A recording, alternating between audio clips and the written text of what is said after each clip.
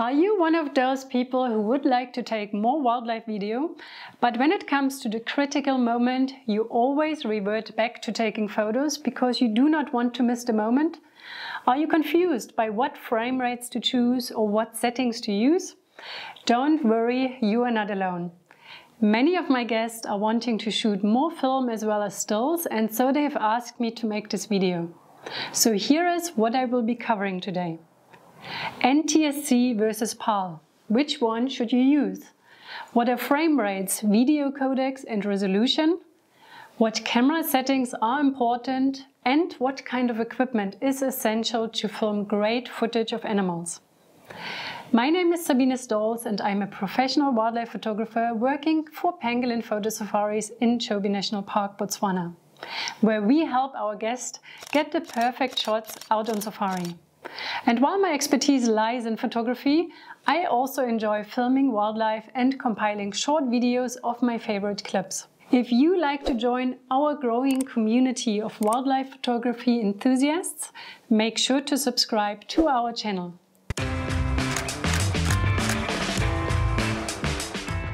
If you own a DSLR or mirrorless camera, chances are good that your camera has decent video features built in. However, most people don't seem to use them, probably because they don't know where to start when switching their camera from photo to video mode. That is why I first want to break down what camera settings to use to show you that it isn't all that complicated. Let's start with NTSC versus PAL.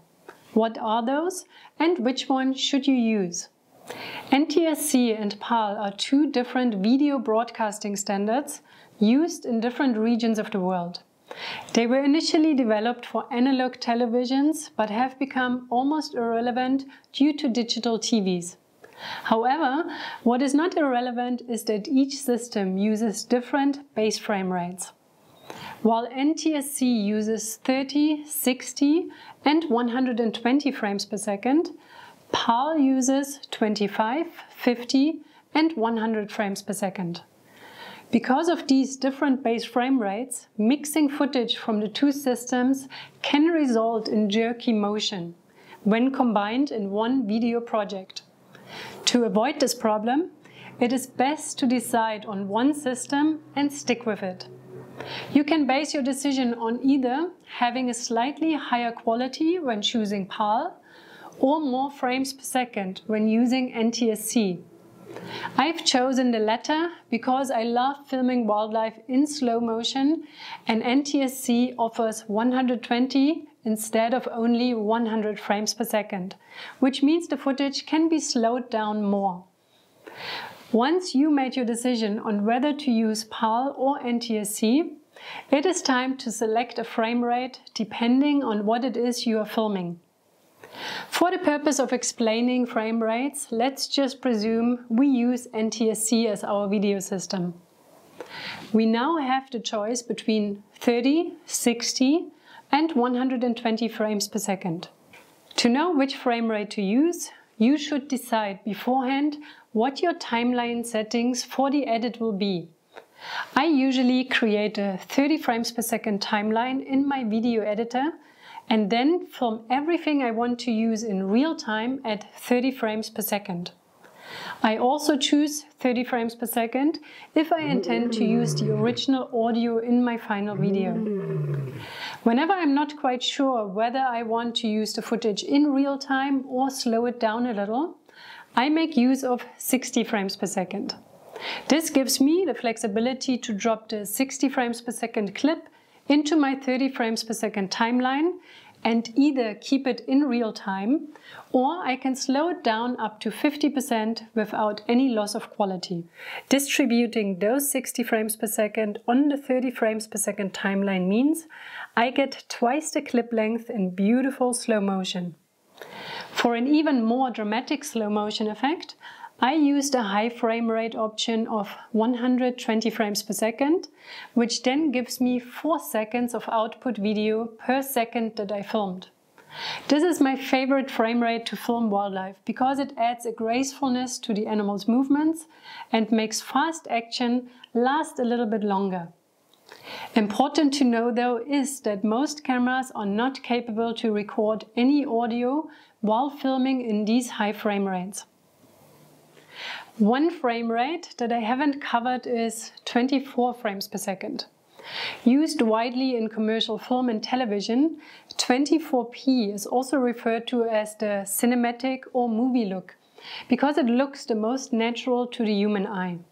So alternatively, you could also create a 24 frames per second timeline and film 24, 60 and 120 frames per second. Or in PAL, 24, 50 and 100 frames per second.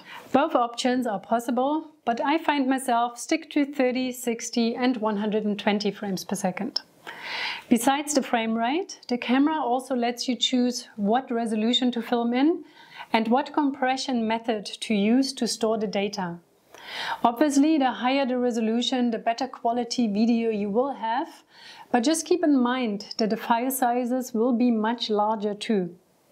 A lot of newer cameras offer 4K and even 8K video besides Full HD, and it will depend on your storage capacity, speed of your memory card and power of your computer which resolution you choose. I mostly film in 4K because it produces large files with enough data to slightly crop the footage in post if necessary. To give you an idea of how much card space this can take up, 1 minute of 4K 120 frames per second footage is almost 4 GB big. So if you decide to film in 4K or higher, make sure to have a big and fast card in your camera. If you don't, it is probably best to stick to Full HD. In the same way that you can save still images as JPEGs, HEIF or RAW, there are also multiple file format options for storing video files. Different camera manufacturers use different codecs and therefore the names might vary. On my Canon R3 I can choose between All-I, IPB and IPB Lite. All-I has the best image quality of the three options and is my personal go-to. When using All-I, each individual frame has a much higher quality than with the IPB compression, which gives you a greater flexibility to edit the footage. However, All-I does generate massive files about 3 times larger than IPB. IPB Lite is even more compressed than regular IPB, and I would only recommend using this if you are low on disk space. More professional cameras might even give you the option to film in RAW, but I would only recommend using this option if you are quite advanced in wildlife filming and if your equipment can handle these enormous files. Okay, now that we understand video formats and frame rates, it's time to look at the shooting mode and exposure settings. I like to use full manual mode to film animals to keep a consistent exposure. When using any of the auto exposure modes like aperture or shutter priority, or even manual mode with the ISO set to auto, the exposure can suddenly change during recording, which looks rather unprofessional. To avoid this, set aperture, shutter speed and ISO to fixed values, preventing the camera to make any adjustments automatically. I also recommend using a fixed white balance setting instead of automatic white balance, so that the color temperature does not shift either. Unlike still images, it is not so easy to edit the look and feel of video footage in post-production unless you are experienced in color grading. For this reason, it is important to get as close as possible to the look you want in camera while shooting. Every camera has a range of fully customizable picture styles which are designed to get the most out of different shooting scenarios. Aperture and ISO work the same as in still photography. The shutter speed, however, is quite different. Instead of using a fast shutter speed to freeze an animal in motion, we use quite slow shutter speeds when filming them. How slow exactly is determined by the frame rate you have set, because the shutter speed should be twice your frame rate. So, if you are shooting at 30 frames per second, the shutter speed should be set to 1/60th of a second. This rule allows you to shoot at a rate that comes closest to how we see things in real life, because there's a certain level of motion blur that occurs naturally as our eyes and brain process visual information.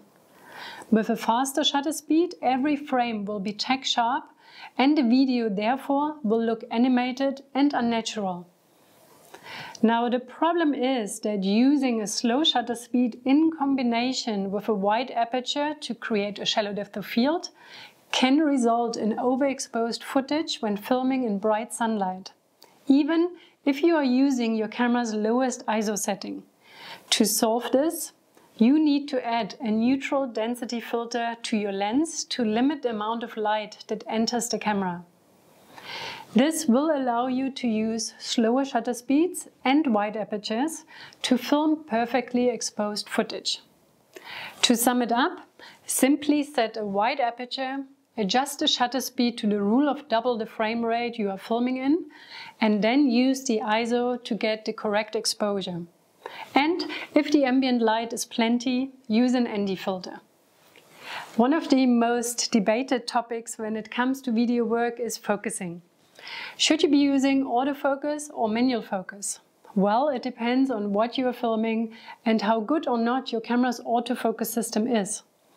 If you film animals that are constantly moving, it can be tricky to maintain focus by operating it manually.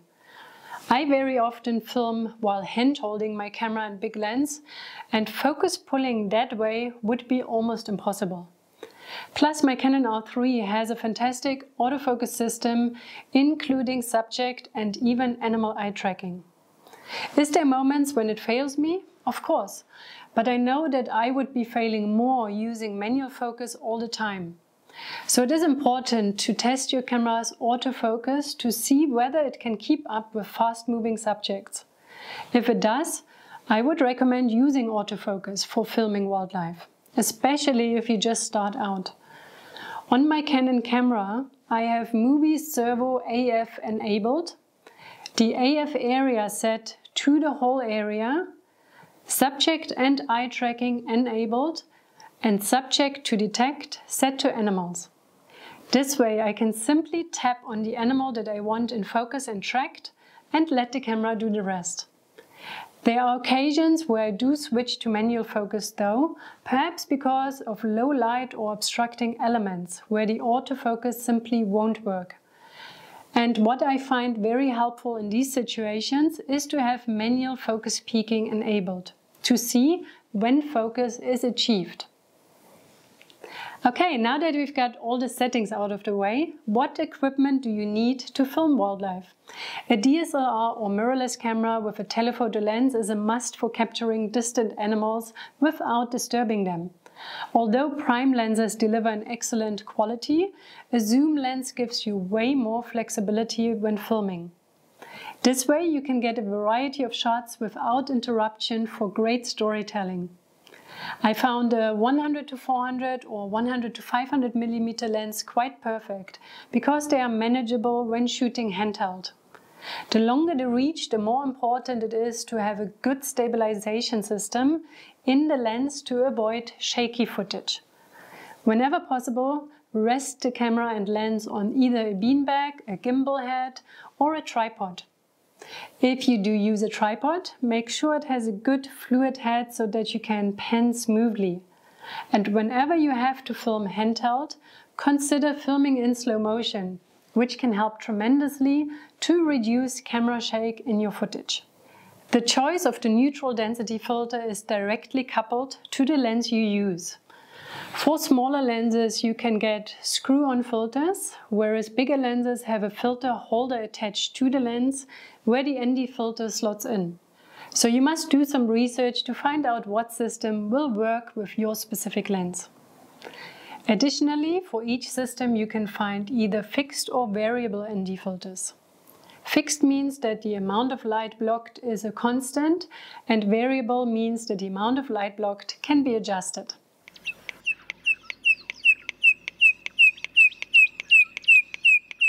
Finally, if you want to record clean audio of the ambient sounds, make sure to get an external shotgun microphone that you can mount on top of your camera. This will help to create a focused recording of a target species while reducing the impact of unwanted background sounds. This will also eliminate that the autofocus noise will be picked up during recording. If you want to record audio without an external microphone, make sure that you switch to manual focus to avoid this problem. And there you go, these were my tips on filming great wildlife video. I hope they were helpful and you got inspired pressing that record button more often. If you have any questions or comments, I'm happy to read them in the comments below. Thank you very much for watching and until next time.